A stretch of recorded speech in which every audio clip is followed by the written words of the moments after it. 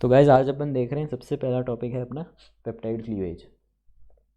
तो peptide cleavage का मतलब क्या होता है कि कोई भी पेप्टाइड जो चेन होती है, आपको जब क्वेश्चंस आएंगे या फिर CSIR में जो क्वेश्चंस आए हुए हैं उसमें ऐसा होता है कि आपको सिंगल लेटर कोड दिया हुआ होता है अमीनो एसिड्स का, और उनके बीच में ऐसे डैश डैश होता है जो कि पेप्टाइड बॉन्ड को डिनोट करता है। और फिर आपको पूछते हैं, उसमें N और C टर्मिनस दे देते हैं और पूछते हैं कि इनमें से कौन सा रिएजेंट जो है, कोई भी रिएजेंट का नाम दे देंगे कि फॉर एग्ज़ाम्पल ट्रिप्सिन रिएजेंट डाल दिया तो कितने पेप्टाइड्स रिलीज़ होंगे। मान लो ट्रिप्सिन यहाँ 2 जगह से कट लगा रहा है तो इसका मतलब 3 पेप्टाइड्स रिलीज़ होंगे। ओके, तो ऐसे कैलकुलेशन बहुत सिंपल होते हैं। तो यहाँ पे जो डायग्राम है या जो चार्ट है ये बहुत कॉम्प्लेक्स लग रहा होगा आप लोगों को। इसको थोड़ा सही करूँ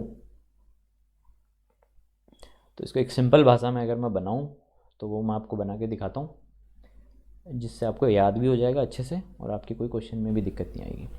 तो सबसे पहला जो टॉपिक है आज अपना वो है अपना पेप्टाइड क्लीवेज।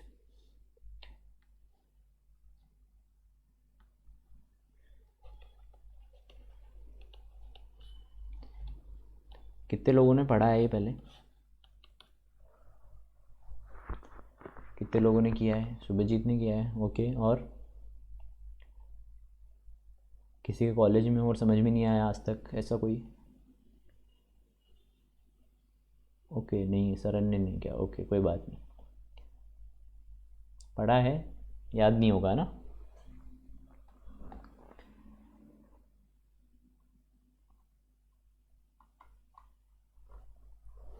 समझ नहीं आया आज तक, ओके। तो कोई भी जो पेप्टाइड होता है उसकी सबसे पहली बेसिक कैरेक्टरिस्टिक्स होती है कि एक एन टर्मिनस होता है और एक सी टर्मिनस होता है, आप सबको पता है। और बीच में कोई अमीनो एसिड्स होते हैं जो कि पेप्टाइड बॉन्ड से लिंक्ड होते हैं। यस, ये चीज़ आपको पता है, अपन ने देख लिया है। अब होता क्या है, यस रक्षा नो प्रॉब्लम, कि क्लीवेज, पेप्टाइड क्लीवेज जो होता है ये काफ़ी सारे प्रोटीन से रिएजेंट्स होता है। तो वो अपन रिएजेंट्स को इधर लिखेंगे लेफ्ट में, और अपन लिखेंगे कि वो कहाँ कहाँ कट लगाते हैं। ओके, तो सबसे पहली जो चीज़ है वो है साइड। तो साइड में सबसे पहले मैं लिख देता हूँ इधर कि अपन सी साइड की बात कर रहे हैं। सी साइड मतलब मान लो ये एन और सी है तो इस डायरेक्शन में कट लगाएगा। अपन देखेंगे कैसे लगाएगा, कहाँ पे लगाएगा, एक एग्जांपल लेके। तो सबसे पहला जो है वो है आपका साइनोजन ब्रोमाइड। तो साइनोजन ब्रोमाइड अगर रिएजेंट डाला है आपने तो मिथ्योनिन पे कट लगाएगा सी टर्मिनस से। ओके, कहीं भी मिथ्योनिन आ जाएगा वहाँ पे कट लगेगा। तो मिथ्योनिन मतलब अमीनो एसिड के भी एन एंड सी टर्मिनस होंगे, एन इधर सी इधर, तो वो सी की साइड से कट लगाएगा। दैट मीन्स अगर यहाँ मिथ्योनिन है इस, तो यहाँ से अलग कर देगा वो। ओके, मिथ्योनिन दूसरी चेन में चला जाएगा। अगर साइनोजन ब्रोमाइड है, एनहाइड्रस है, एनहाइड्रस मतलब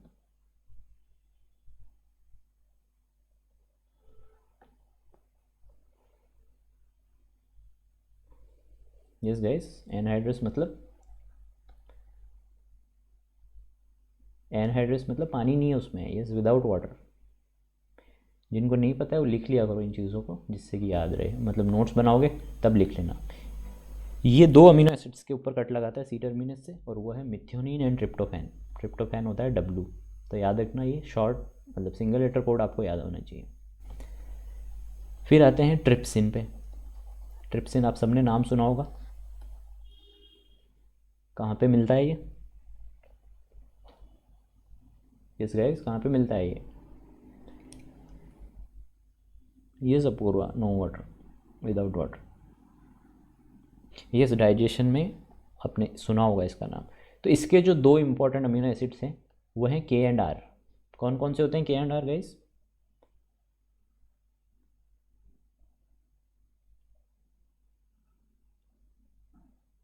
yes, lysine and arginine, that is right.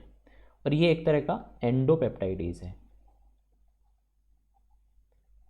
ठीक है, ये भी एंडो ही है दोनों, ये भी एंडो है। इसका एक एक्सेप्शन है। एक्सेप्शन क्या है कि इसके आसपास प्रोलीन नहीं होना चाहिए। क्यों? क्योंकि जो लाइसिन और आर्जिनिन मतलब ट्रिप्सिन जो है वो जब कट लगाता है सी टर्मिनस पे तो उसको एक प्रॉपर पेप्टाइड बॉन्ड चाहिए। पर आपको याद होगा अपन ने पिछली क्लास में पढ़ा था कि जब प्रोलीन पेप्टाइड बॉन्ड बनाता है तो कौन सा पेप्टाइड बॉन्ड होता है वो? यस गाइस, कौन सा होता है वो? CON, that is right. तो उसके अंदर हाइड्रोजन बॉन्डिंग्स नहीं होती हैं, और CON जो है वो दूसरे अमीनो एसिड से अटैच नहीं होता है। वहाँ पे सिर्फ आप यूँ मान लो कि स्टैटिक इंटरेक्शन होता है, वहाँ पे कोई भी कोवलेंट इंटरेक्शन नहीं होता है। इसकी वजह से जब ट्रिप्सिन वहाँ पे जाता है तो उसको कट नहीं लगा सकता।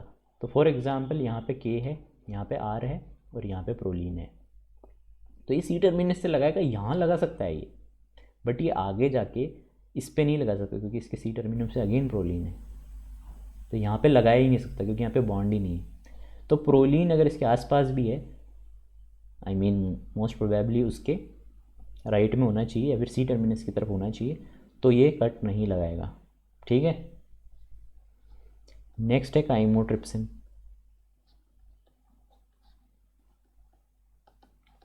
काइमोट्रिप्सिन जो है इसका ईजी सा है।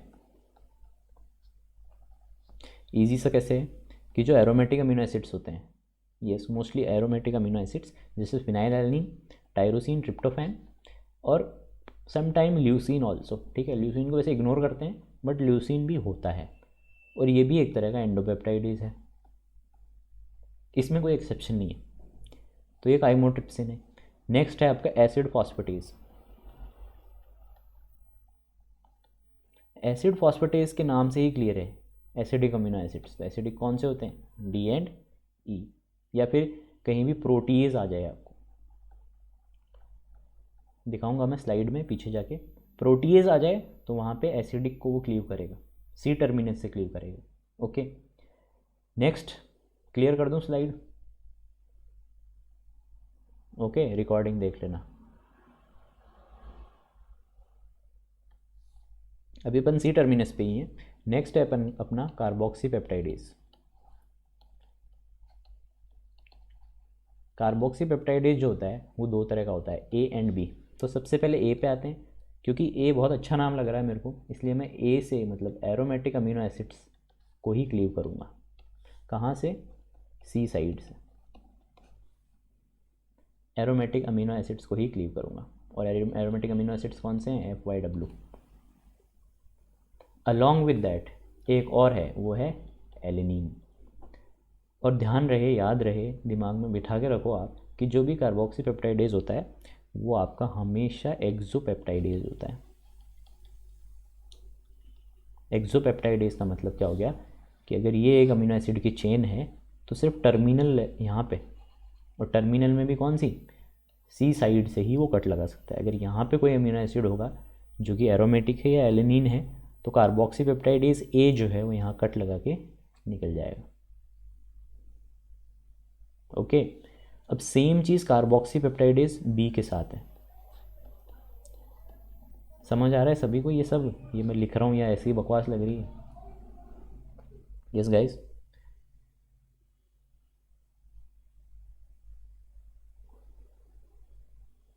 Yes Aditi, you are new so let me ask you.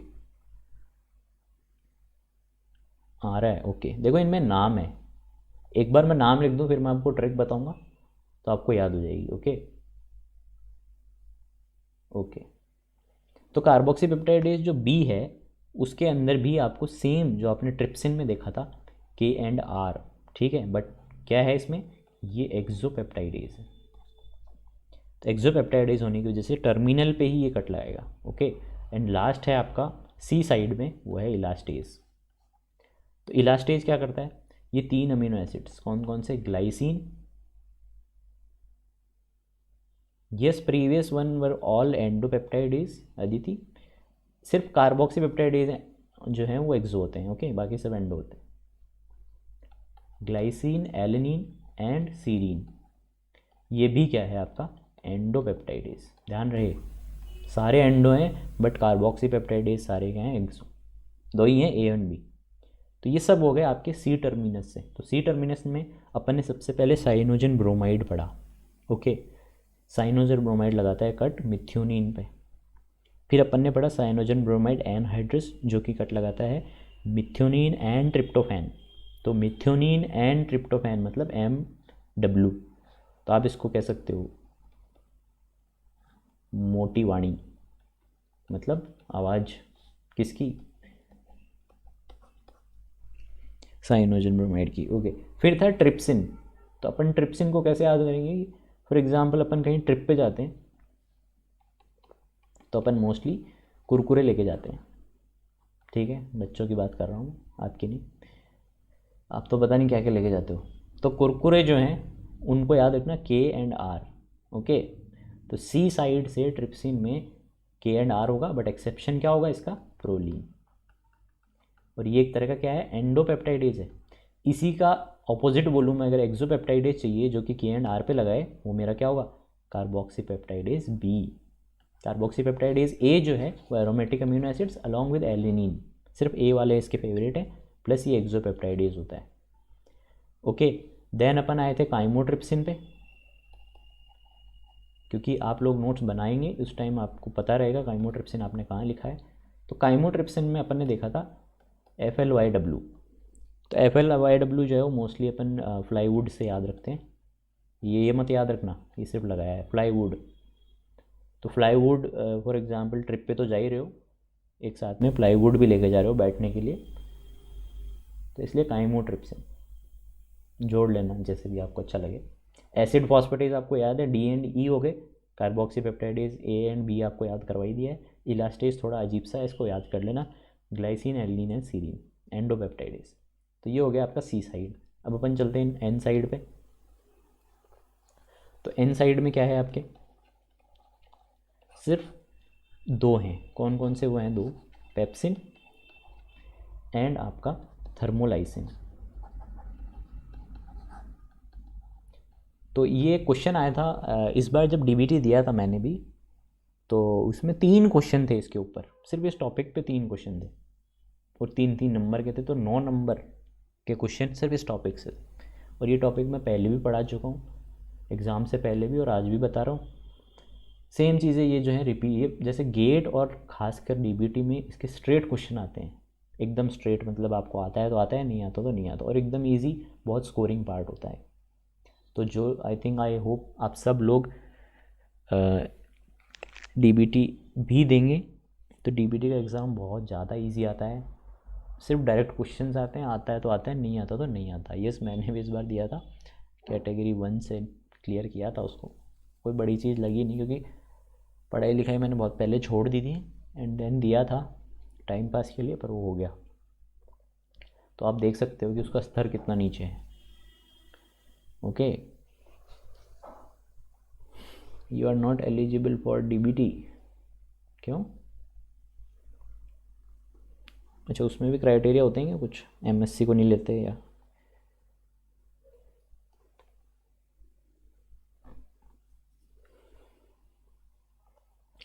Okay, Pepsi पे आते हैं अपन। Okay, you are from microbiology. Okay, तो पेप्सी पे आते हैं अपन। पेप्सी हमेशा किसके साथ पी जाती है? आई मीन पेप्सी नहीं। तो आप इसमें क्या चीज़ नोटिस कर रहे हो गाइस? ये जो मैंने अमीनो एसिड्स लिखे हैं इसमें क्या है? यस, एरोमेटिक भी हैं प्लस एसिड भी हैं, एसिडिक। तो आप इसको ऐसे याद कर सकते हो, ये वो effective lethal dose, effective lethal dose, ठीक है, पेप्सी नहीं पीनी चाहिए, वेरी मच लीथल। तो ये वो इफेक्टिव लीथल डोज से आप YWEFLD को याद कर सकते हैं, जो कि पेप्सिन के अंदर क्लीव करता है एन साइड से, ध्यान रहे। और थर्मोलाइसिन, एक तो बनेगा लाइफ और एक बनेगा, तो लाइफ वाली वो यारी। ओके, कई लोगों को हिंदी भी नहीं आती यहाँ पे। ये सरन एंड उपगंती, इंग्लिश में लिखूँ इसको या आप समझ जाओगे?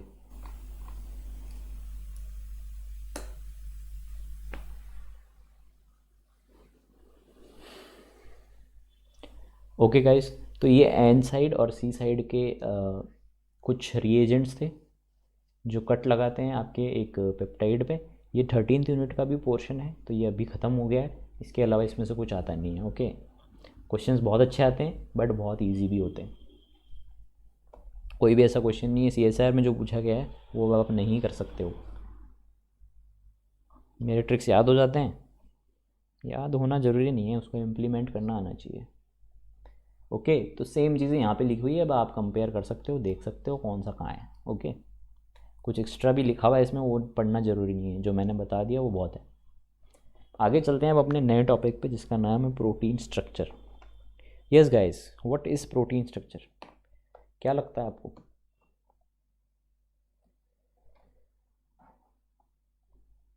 क्या होता है protein structures?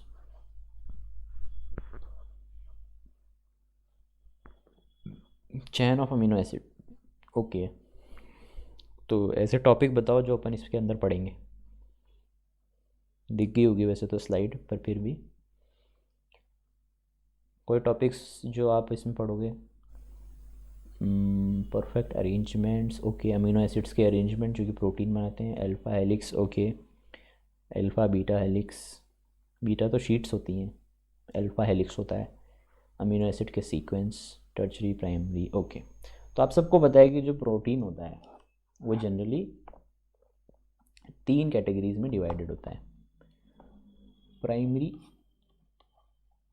Secondary and tertiary. तो primary amino amino primary structure के अंदर क्या होता है guys? Yes, what is a primary protein structure?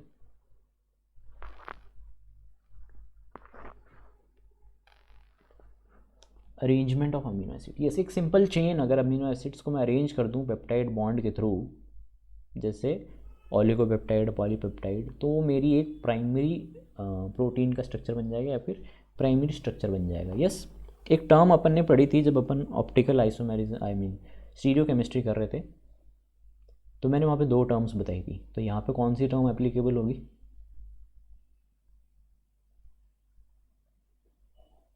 कौन सी टर्म एप्लीकेबल होगी वहाँ से, स्टीरियो केमिस्ट्री से? Conformations, that is right. तो मैंने वहाँ पे 2 चीज़ें बताई थी, कन्फर्मेशन एंड कन्फिग्रेशंस। तो यहाँ पे प्रोटीन कन्फर्मेशंस की अपन बात कर रहे हैं, तो प्राइमरी, सेकेंडरी, टर्शरी स्ट्रक्चर तो हैं ही उसके, बट वो कन्फर्मेशंस हैं उसके, प्रोटीन के कन्फर्मेशंस हैं। ओके, तो प्राइमरी में आपने कहा है कि ठीक है, एक अमीनो एसिड की चेन आपने लगा दी तो वो प्राइमरी स्ट्रक्चर हो गया। सेकेंडरी में क्या होता है गाइस? कोई मेरे को बताएगा सेकेंडरी में क्या होता है? Yes, I am just checking your general knowledge कि आपने कितना आप कॉलेज में सीख, कॉलेज कितने लोग जाते हैं कॉलेज अभी भी? यस, कौन कौन कॉलेज जाता है मोस्टली? अरे हाँ, alpha helix, okay okay, second, अच्छा, सेकेंडरी में अल्फ़ा हेलिक्स बीटा शीट्स होती हैं। वेरी गुड, मैं डेफिनेशन पूछ रहा हूँ सेकेंडरी की। बरसों हो गए कॉलेज गए। Yes Aditi, right, local conformation.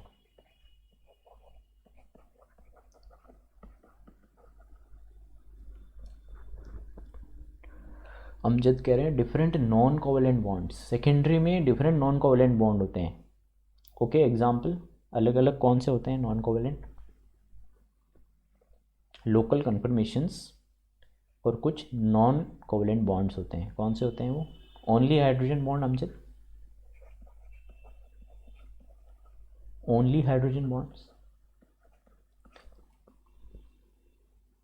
Peptide तो होता ही है, पेप्टाइड तो बेसिक है, उसके अलावा ओनली हाइड्रोजन आपने लिखा था क्योंकि डिफरेंट नॉन कोवेलेंट बॉन्ड्स, तो मेरे को लगा और भी होते होंगे।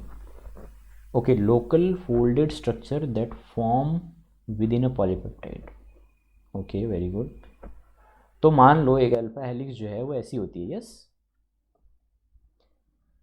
एक मेरे को ऐसा वर्ड बताओ जो आप इस फिगर को देखते ही बोल दो कि ये वो वर्ड है, ये यहाँ पे एप्लीकेबल होगा। कोई ऐसा आपको याद आ रहा है जो इस फिगर को देखते ही आप यूँ बोलो कि ऐसा मेरे को दिख रहा है? ये हेलिक्स तो है ही है, मान लिया हेलिक्स है, पर एक बेसिक ऑब्जर्वेशन अगर आप देखो जनरल नॉलेज की, लूप है, स्प्रिंग है, यस। और अपने दिमाग को ध्यान दो इस फिगर पे, नहीं n+3 पे नहीं जा रहा हूँ मैं, कॉइल है ये, ओके कॉइल है, ठीक है, हाँ मान लिया कॉइल है, बट और क्या चीज़ नोटिस कर रहे हो आप? लेफ्ट हैंडेड है, ओके लेफ्ट हैंडेड है, ओके मनोशी वेरी गुड, स्पाइरल है, बस इतनी ऑब्जर्वेशन है।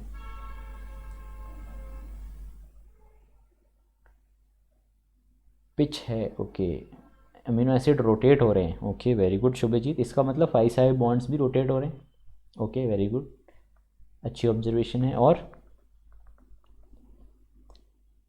बस वो एक वर्ड जो आप मिस कर रहे हो ना, वो है रेपिटेटिव। क्या अल्फा हेलिक्स रिपीट नहीं हो रहा है ऐसा सेम बार बार? नहीं हो रहा? यस। तो रिपीटेटिव स्ट्रक्चर्स को भी अपन सेकेंडरी स्ट्रक्चर के अंदर डिनोट करते हैं, ओके। तो रेपिटेटिव याद रखना आप, भले ही वो बीटा शीट हो, बीटा शीट में क्या होती है, एक चेन होती है, वहाँ पर टर्न होता है, अगेन वो चेन रोटेट करती है, अगेन एक टर्न होता है, रोटेट करती है, अगेन एक टर्न होता है, तो वो एक रिपीटेटिव स्ट्रक्चर है। तो जो भी सेकेंडरी स्ट्रक्चर्स होते हैं वो अपन शुभजीत देखेंगे अपन बाद में, क्या चीज़ ज़रूरी है क्या चीज़ नहीं। तो रेपिटेटिव लोकल कन्फर्मेशंस। अब दूसरी चीज़, आपने कहा कि जो भी सेकेंडरी स्ट्रक्चर है उसको हाइड्रोजन बॉन्ड्स स्टेबलाइज करते हैं, यस ये बात एकदम क्लियर है सभी को कि सेकेंडरी स्ट्रक्चर्स को हाइड्रोजन बॉन्ड्स जो हैं वो स्टेबलाइज करते हैं। तो वो हाइड्रोजन बॉन्ड्स होते कहाँ हैं? इस अल्फा हेलिक्स के अंदर हाइड्रोजन बॉन्ड्स कहाँ होंगे? कौन बताएगा? साइड चेन में, ओके सर ने कहा साइड चेन। और किसी का कोई जवाब? अमीनो एसिड्स की साइड चेन में, ओके। अदिति पारिक 1 और 4 ठीक है, बट कहाँ पे? Carbonyl between side chain between every circle, very good. बंसी कह रही है ऑक्सीजन में, ओके अच्छा ऑक्सीजन, कार्बोनिल, और क्या बताया था? 1 to 4 between carbonyl oxygen and amide, okay carbonyl oxygen and amide. तो इन चीज़ों में एक ही टर्म बोलनी हो मेरे को तो क्या बोलूँगा मैं? फिर से ऑब्जर्वेशन स्किल्स आपकी पुअर हो गई है।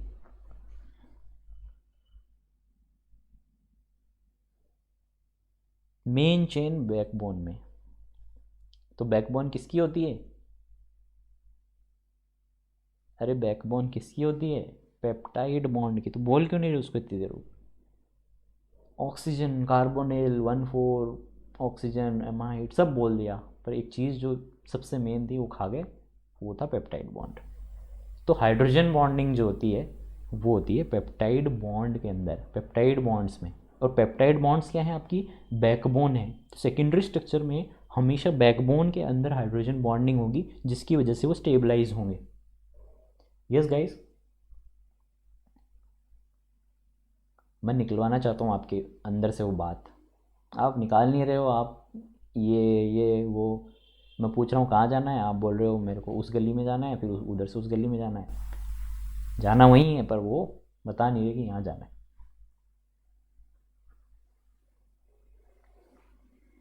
तो अब ये चीज़ इसलिए ज़रूरी है क्योंकि इस पर इतने क्वेश्चन आते हैं और एकदम बेसिक चीज़ है ये, इतने बढ़िया क्वेश्चन आते हैं कि मतलब आप लोगों को पागल बनाना इतना आसान है CSIR वालों के लिए कि आप पूछो मत।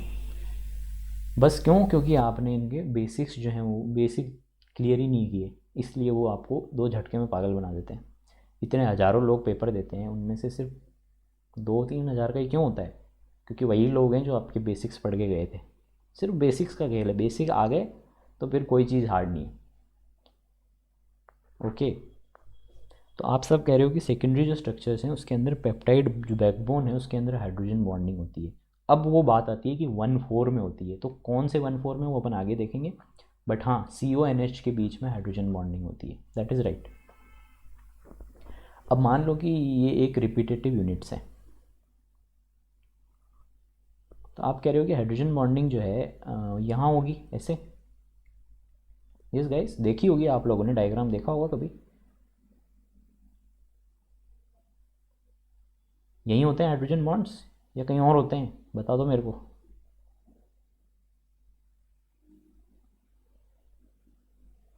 अरे हाँ या ना।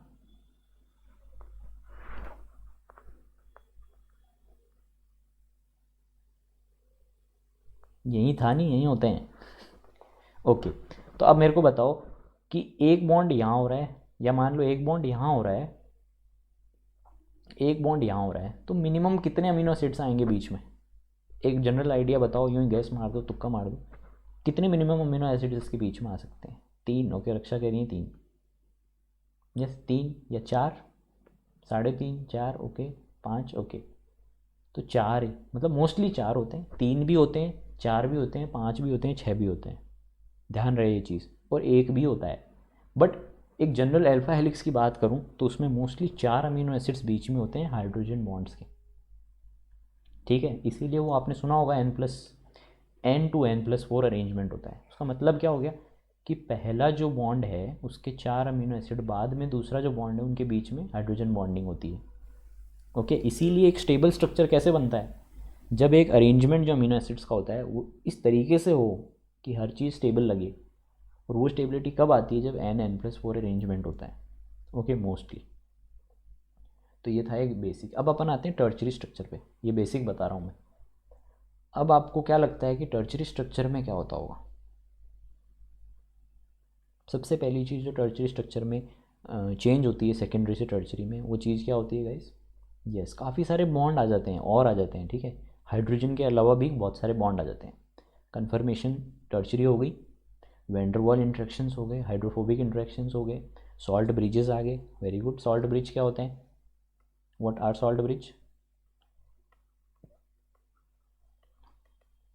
सॉल्ट ब्रिज का जनरल फॉर्मूला दूं तो salt bridge is equals to hydrogen bond plus ionic bond, दोनों का मिक्सचर जब होगा तब एक सॉल्ट ब्रिज बनेगा। आप लोगों को बता दूं कि सॉल्ट ब्रिज जो है ये सबसे ज़्यादा स्टेबिलिटी देने के लिए रिस्पॉन्सिबल होता है कोई भी बायोमॉलिक्यूल के अंदर। अगर आपको क्वेश्चन पूछे सबसे ज़्यादा स्टेबिलिटी कौन देता है? Salt bridge. Okay, yes, electrostatic interactions भी हो जाते हैं। ओके, तो अब मेरे को बताओ कि टर्चरी स्ट्रक्चर में हाइड्रोजन बॉन्ड्स होंगे? डेफिनेटली होंगे। अच्छा, सबसे पहले मैंने वो चीज़ नहीं पूछी जो इम्पोर्टेंट थी कि सेकेंडरी स्ट्रक्चर के अंदर आर ग्रुप्स कहाँ जाते हैं। एक बहुत अच्छा क्वेश्चन आया था इस बार 2020 में आर ग्रुप्स के ऊपर, यही पूछा था सेम चीज़ कि अल्फा हेलिक्स है उसमें आर ग्रुप किधर अलाइन होंगे। यस गाइस, एक आर ग्रुप जो है किधर की तरफ जाएगा? Extend outwards. Okay, alpha helix के आउटवर्ड होगा, तो अल्फा हेलिक्स तो चारों तरफ 360 डिग्री टर्न ले रही है, तो आउट किधर? ऊपर, नीचे, दाएं, बाएं, किधर?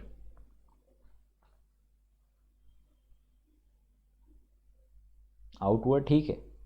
मान लिया छत के ऊपर भी हो सकता है, कोई ज़मीन के ऊपर भी हो सकता है, कोई मेरे साइड से भी आगे बाहर निकल सकता है, कोई मेरे राइट से भी बाहर निकल सकता है।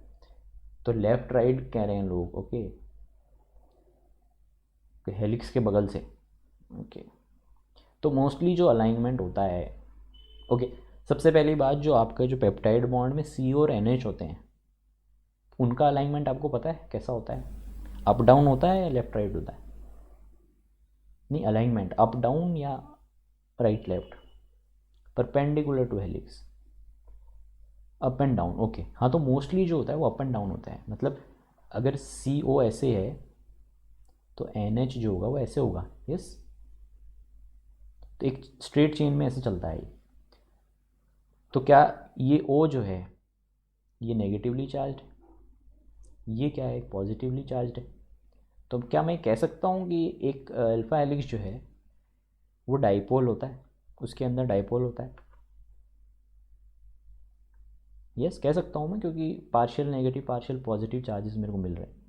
तो क्या मैं कहूँगा कि ये इलेक्ट्रिक फील्ड के अंदर जो है अपना ओरिएंटेशन चेंज कर सकती है? यस कर सकती है क्योंकि चार्ज आ गए। यस, तो कभी क्वेश्चन ऐसा आ जाए कि एक इलेक्ट्रिक फील्ड अप्लाई कर दिया आपने अल्फा हेलिक्स में, तो घबराना नहीं है। क्यों? क्योंकि कर सकते हैं भाई, वहाँ पे नेगेटिव पॉजिटिव चार्ज हैं।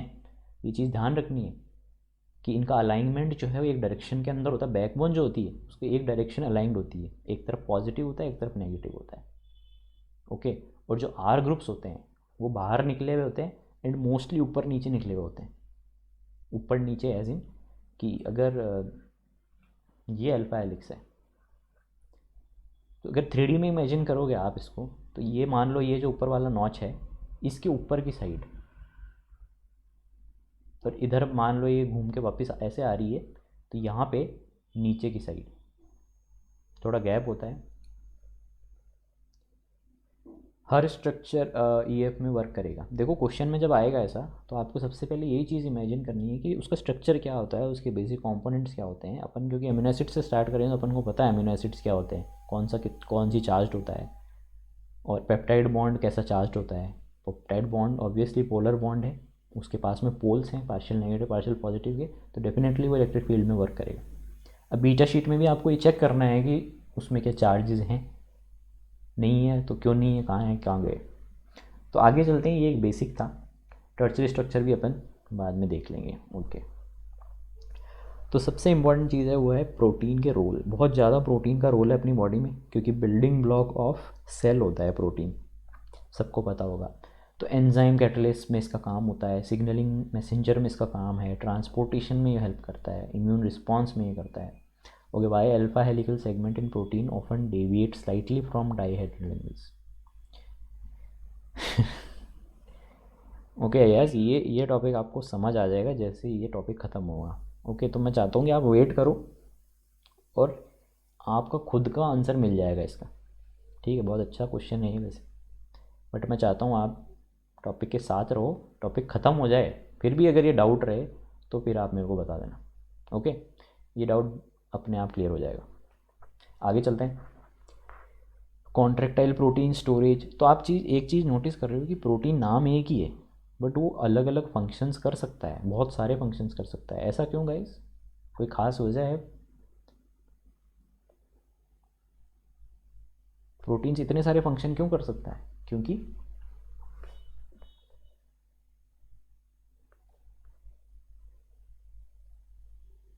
मल्टी टैलेंटेड है। हो, ऐसा ऑप्शन नहीं आएगा वहाँ पे।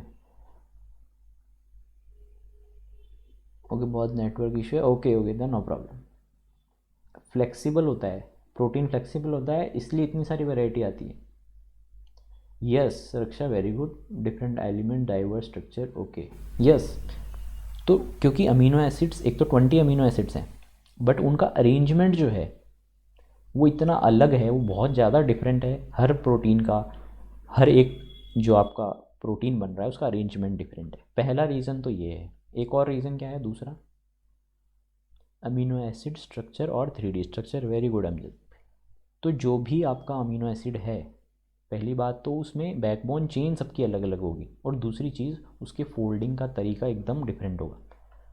तो फोल्डिंग जब होती है अमीनो एसिड की, वो किस सेंस में हो रही है, वो चीज़ भी बहुत ज़्यादा मैटर करती है। तो फोल्डिंग जो है बहुत इंपॉर्टेंट चीज़ है।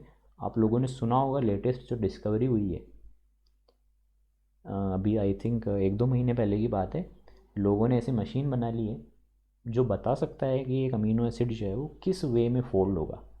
ऐसा पहले इम्पॉसिबल मानते थे, फोल्डिंग स्टेट बता देगा वो।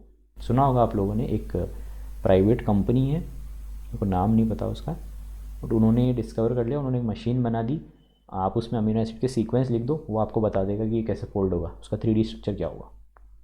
बहुत बड़ी चीज़ है ये, बहुत बड़े लेवल पे इसको रिसर्च करी गई है, क्योंकि जो इसका एलॉगरिदम होता है वो कुछ भी हो सकता है। 1 इन अ बिलियन पॉसिबल वेज होते हैं। उन बिलियन पॉसिबल वेज में आपको एक आइडेंटिफाई करना है, वो बहुत मुश्किल काम है, बट उन्होंने किया है उसको।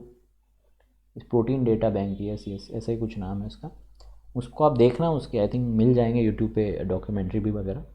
बहुत अच्छी चीज़ बनाई है उन्होंने। ओके, देखना आज जाके, जिससे कि आपको पता रहे। कई बार लेटेस्ट रिसर्च से भी क्वेश्चन पूछते हैं CSIR वाले।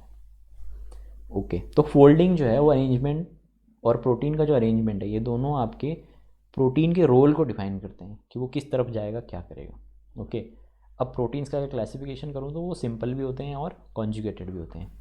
कॉन्जुगेटेड मतलब किसी के साथ चिपके हुए हैं, वो सिंपल मतलब नॉर्मल ऐसे ही पड़े हैं। तो कॉन्जुगेट हो रहे हैं, दैट मीन्स अगर वो ग्लूकोज के साथ में, शुगर के साथ में अगर कॉन्जुगेट हो रहे हैं तब अपन उनको ग्लाइकोप्रोटीन्स बोलते हैं। लिपिड्स के साथ हो रहे हैं तो उनको लिपोप्रोटीन्स बोलते हैं, और अगर मेटल के साथ हो रहे हैं तो मेटलोप्रोटीन बोलते हैं। कोई एग्जांपल दे सकता है मेरे को मेटलोप्रोटीन का? पहले तो मेटल बताओ और उसका रोल कहाँ पे है ये बताओ।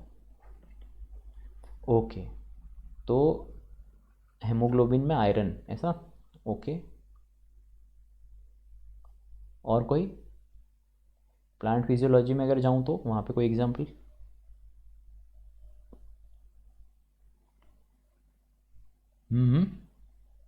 ओके, डीएनए पॉल के अंदर magnesium, very good. Magnesium in chlorophyll also, that is right. और कुछ? Molybdenum, molybdenum, nitrogenase, very good. पढ़ेंगे अपन 6th यूनिट। एंड मेरे को किसी ने रिक्वेस्ट किया था कि जो 6th यूनिट है प्लांट फिजियोलॉजी वो थोड़ा जल्दी करें, क्योंकि कोई एग्ज़ाम वगैरह। अच्छा हाँ, ICMR का एग्ज़ाम था किसी का, किसका था वो? किसी का था, yes, lag haemoglobin, yes yes, बहुत इंटेलिजेंट हो आप लोग। यस, बंसी का एग्ज़ाम है ICMR JRF का, तो उनको प्लांट फिजियोलॉजी जल्दी चाहिए। तो मैं ट्राई करूँगा कि जब अप्रैल में छुट्टी लूँगा मैं उससे पहले मैं ख़त्म करने की कोशिश करूँगा। यस, ICAR का एग्रीकल्चर रिसर्च साइंटिस्ट, क्या होता है ये? ICMR नहीं, ICAR, यस, सॉरी। हाँ, एग्रीकल्चर रिसर्च साइंटिस्ट की जो है उसमें प्लांट फिजियोलॉजी पूछते हैं। तो जो अपनी प्लांट फिजियोलॉजी वो अपन कर लेंगे, बाकी जो है वो बंसी कर सकती हैं। ओके, तो आगे चलते हैं। सबसे बड़ी ये टेबल है, यहाँ से बहुत ज़्यादा मैच द फॉलोइंग क्वेश्चंस आते हैं गाइस। इसको लिख लेना या रट लेना इसको। लिपोप्रोटीन में लिपिड्स हैं, एग्जाम्पल जैसे लिपोप्रोटीन आपके ब्लड के अंदर। ग्लाइकोप्रोटीन्स में कार्बोहाइड्रेट अटैच होता है, जैसे इम्यूनोग्लोबिन, किसी ने नहीं बताया। फॉस्फोप्रोटीन्स, फॉस्फेट ग्रुप अटैच होता है, जैसे मिल्क के कैसीन में।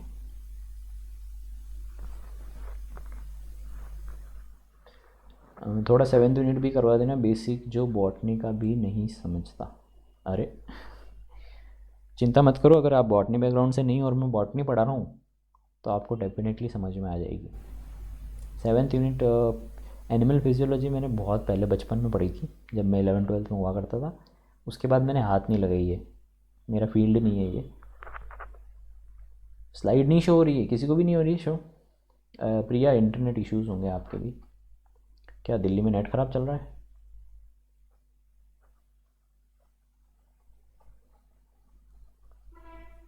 दिख रही है, फिर नेट इश्यूज़ होंगे। हाँ प्लांट, अरे अपन फिजियोलॉजी करेंगे तो पूरी कर लेंगे अपन। Okay, no problem in that, बहुत इजी है प्लांट फिजियोलॉजी में, कुछ नहीं है। हम्म। चलो कोई बात नहीं। तो ये आप टेबल देख लेना, इसके अंदर काफ़ी सारे एग्जांपल्स हैं। Iron, zinc, calcium, molybdenum, copper, और ये धीरे धीरे जैसे जैसे अपन पढ़ेंगे आते जाएंगे। बट आप लोग याद भी रखना इनको, क्योंकि मैच द फॉलोइंग में बहुत पोटेंशियल क्वेश्चन होते हैं इनके, और फ्री के 4 नंबर बढ़ते हैं वहाँ पे। तो मैच द फॉलोइंग CSR में कभी नहीं छोड़ना चाहिए, कभी भी नहीं छोड़ना चाहिए, भले ही आपने वो टॉपिक पढ़ा ही नहीं हो, फिर भी कोशिश करते रहना।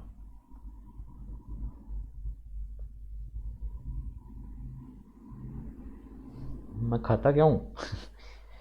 बादाम, बादाम खाता तो हूँ मैं, बट उनका असर होता है मेरे को पता नहीं है। आप भी खाने लग जाओ, क्या पता हो जाए। चलो आगे चलते हैं प्रोटीन कन्फर्मेशन पे। तो अभी बोरिंग टॉपिक स्टार्ट होने वाला है, तो जो लोग नए जुड़ रहे हैं उनको लगेगा कि बोरिंग है। जो इंटरेस्टिंग था वो हम कर चुके हैं, उसमें मज़ा भी आया था। इंटरेस्टिंग जो है, नया वाला इंटरेस्टिंग, वो भी आएगा, क्योंकि इस वीक एंजाइम्स ख़त्म कर दूंगा मैं। अगर ख़त्म नहीं होगा इस वीक तो मैं सैटरडे को क्लास लूँगा, ठीक है? भले ही 10 स्लाइड की क्लास होगी, पर होगी ज़रूर। एंजाइम्स ख़त्म करना है अपन को, और नेक्स्ट वीक से पीएच स्टार्ट करना है, pH and buffer and thermodynamics and all. Okay, तो इसीलिए मैं इतना धीरे जा रहा हूँ, क्योंकि 250 स्लाइड तक जाना है, और आई थिंक ये जो स्लाइड है ये 130-140 के आसपास है। उसके बाद में 600 स्लाइड है टोटल। ओके, प्रोटीन कन्फर्मेशन पे आते हैं गाइज। तो any structural state that can be achieved without breaking any covalent bond is your conformation. अगर मैं ब्रेक कर रहा हूँ बॉन्ड्स को तो वो क्या होगा, कन्फिग्रेशन होगा। जैसे अपन ने पढ़ा था कि कार्बन कार्बन डबल बॉन्ड में सिस एंड ट्रांस होते हैं। अगर मैं ये बॉन्ड ब्रेक करूँ तो सिस टू ट्रांस में चेंज हो सकता है वो, बट क्योंकि वहाँ पे फ्रीडम ऑफ रोटेशन नहीं होता है। जबकि सिंगल बॉन्ड जो होते हैं वहाँ पे फ्रीडम ऑफ रोटेशन होता है, साइड ग्रुप्स जो हैं वो 360 डिग्री टर्न कर सकते हैं। बट प्रोटीन कन्फर्मेशन के अंदर बॉन्ड ब्रेक नहीं होते हैं, फिर भी स्ट्रक्चरल चेंज आते हैं, इसलिए उनको अपन कन्फर्मेशन कहते हैं। Conformation existing are thermodynamically more stable having low Gibbs free energy. ये बहुत इंपॉर्टेंट कंसेप्ट है। तो आप सब ने क्या सुना, क्या है, मैंने बताया होगा आपको कि एनर्जी जो है वो इन्वर्सली प्रोपोर्शनल है स्टेबिलिटी के। यस, और कोई भी बॉन्ड को स्टेबल होना है, मतलब कोई भी जब स्टेबिलिटी अचीव करना चाहता है तो बॉन्ड फॉर्म होंगे या ब्रेक होंगे? बॉन्ड फॉर्म होंगे। बॉन्ड बनेगा तभी एनर्जी रिलीज होगी और तभी स्टेबिलिटी आएगी। तो जब आप प्रोटीन कन्फर्मेशन पढ़ते हो तो मान लो कि एक स्ट्रेट चेन थी, उस स्ट्रेट चेन को ऐसे हेलिक टर्न लेना है, ठीक है, तो उसको बॉन्डिंग करनी पड़ेगी, यहाँ पे हाइड्रोजन बॉन्डिंग्स करनी पड़ेगी। तो हाइड्रोजन बॉन्डिंग जब बॉन्ड फॉर्म करेगा तब वो कुछ एनर्जी रिलीज़ करेगा। यस, एनर्जी रिलीज़ करेगा, दैट मीन्स डेल्टा जी मेरा क्या होना चाहिए, एनर्जी रिलीज़ होगी तब डेल्टा जी क्या होना चाहिए, नेगेटिव। याद है सभी को? तो इसीलिए अपन क्या करें कि जब लो डेल्टा जी होता है, बॉन्ड फॉर्म हो रहे हैं, इसीलिए क्या आ रही है, स्टेबिलिटी आ रही है। तो जब अल्फा हेलिक्स बनता है, यस दोनों होता है, उसका प्रोपोर्शनेट लेते हैं। इसमें क्या होता है कि फॉर एग्जांपल एक अमीनो एसिड की चेन है जो 5 अमीनो एसिड्स की ही है, ठीक है। अब 5 अमीनो एसिड की जो चेन होती है वो जब फोल्ड होगी, तो फोल्ड होगी तब उसमें जो हाइड्रोजन बॉन्ड्स बनेंगे वो बहुत कम बनेंगे, एक ही हाइड्रोजन बॉन्ड बनेगा। यस, क्योंकि n+4 का सीक्वेंस होता है, तो एक हाइड्रोजन बॉन्ड बनेगा अगर 5 अमीनो एसिड की चेन है। तो वो जो एक हाइड्रोजन बॉन्ड बना है उसमें जो एनर्जी रिलीज़ हुई है, यहाँ पे एक्चुअली प्रोटीन जब फोल्ड होते हैं, कन्फर्मेशन होती है, तब एंट्रोपी का बहुत बड़ा रोल होता है। एंट्रोपी जो होती है वो हमेशा इंक्रीज होनी चाहिए। यस, ये कहाँ चला गया मैं आपके चक्करों में, एक्स्ट्रा टॉपिक्स। चलो ये आ सकता है इसलिए मैं बता देता हूँ। मान लो ये एक पेप्टाइड चेन है, अब क्या हुआ, इसका फोल्डिंग हो गई, फोल्डिंग होगी तो हाइड्रोजन बॉन्ड्स बन गए। तो इसकी एंट्रोपी क्या है, इसकी एंट्रोपी ज़्यादा है या कम है? इस एंट्रोपी किसकी ज़्यादा है इन दोनों में से? इसकी ज़्यादा है, इसकी हाई एंट्रोपी है, इसकी लो एंट्रोपी है। क्यों? क्योंकि एंट्रोपी लो मतलब रैंडमनेस जो है आपकी वो कम हो गई, मतलब ये स्ट्रक्चर्ड फॉर्म है, तो स्ट्रक्चर्ड फॉर्म के अंदर जो एंट्रोपी है वो कम हो जाती है। यस, बट कि खुली चीज़ जो है वो आराम से घूम सकती है आज़ाद, उसकी एंट्रोपी बहुत ज़्यादा होती है। And according to thermodynamic laws entropy हमेशा इंक्रीज़ होनी चाहिए। बट जब प्रोटीन फोल्ड होता है तो उसकी एंट्रोपी कम हो जाती है। नोटिस किया होगा आप लोगों ने कि जब प्रोटीन फोल्ड होता है तो उसकी एंट्रोपी कम हो जाती है। तो एंट्रोपी जो है उसको कंपनशेट कौन करता है? आपके हाइड्रोजन बॉन्ड्स जब बनते हैं उससे जो एनर्जी रिलीज होती है वो एंट्रोपी को कंपनशेट करती है। ये चीज़ याद रखना, ये कोई नहीं बताएगा आपको, मैं बता देता हूँ आपकी उम्र का, बट थोड़ा ज़्यादा ज्ञान मेरे को मिल गया है कहीं से। ओके, दोबारा बताता हूँ मैं। एक पेप्टाइड चेन है, उसकी एंट्रोपी बहुत ज़्यादा होती है क्योंकि वो रैंडमली कहीं भी घूम सकती है, रैंडम होती है वो।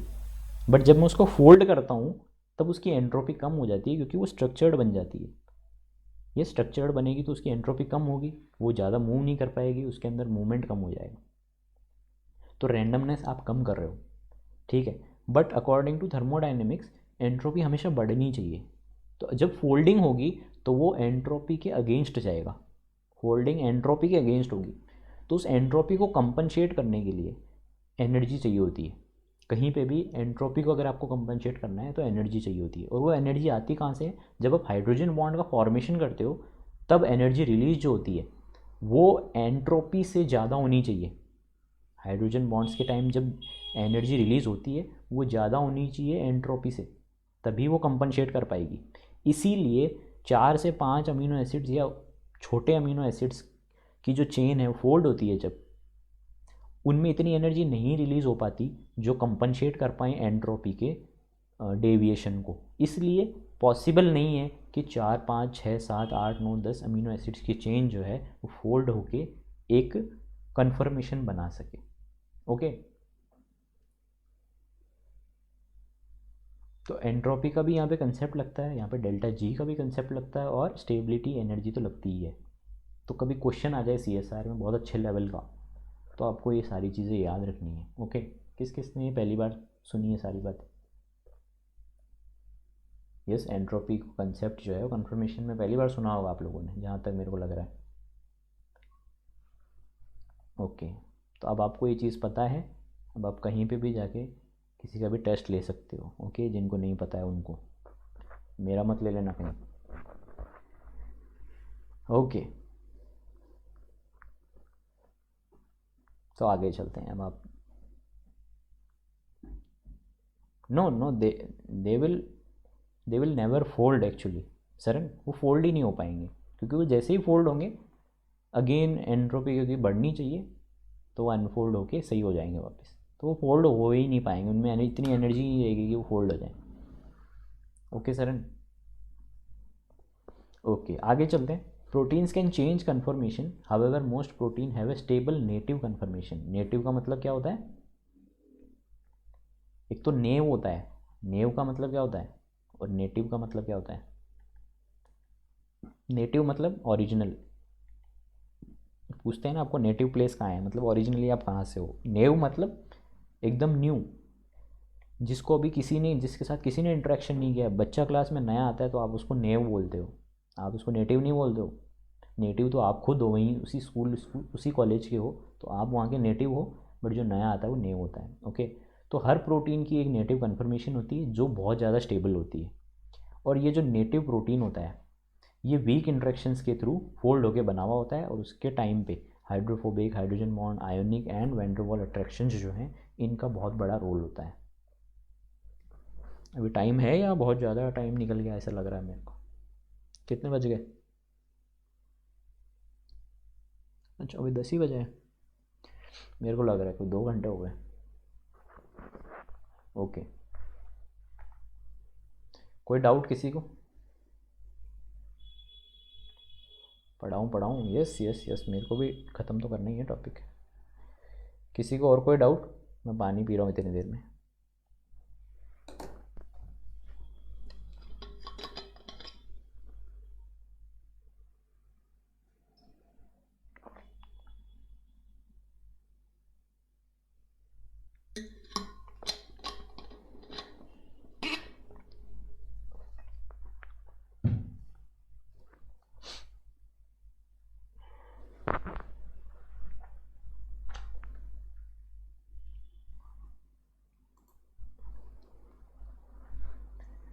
जब एंट्रोपी हाई हो जाएगा कंपनसेशन के बाद, तो इन से होगा इन,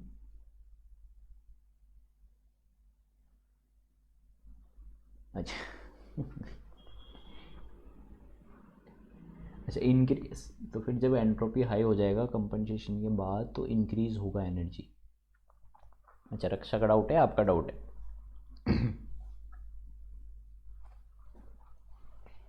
तो मैंने सिंपल सा कंसेप्ट बताया कि जब एंट्रोपी कम होगी,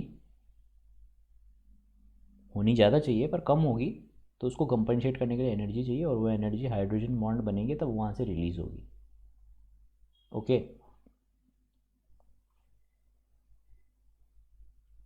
तो ओवरऑल एनर्जी आप बोल रहे हो इंक्रीज़ होगी, नहीं नहीं, बट ऐसा नहीं है, ओवरऑल एनर्जी डिक्रीज़ होगी, डेल्टा जी नेगेटिव रहेगा, क्योंकि स्टेबिलिटी भी तो आ रही है, स्टेबिलिटी और एनर्जी में इन्वर्सली प्रोपोर्शनल है।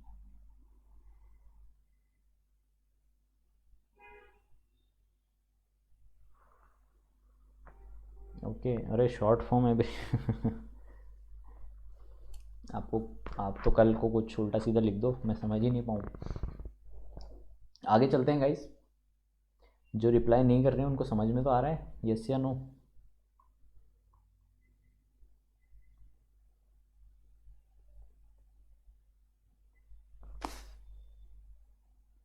Yes, okay. नहीं नहीं अपूर्वा, आप तो रिप्लाई कर रहे हो।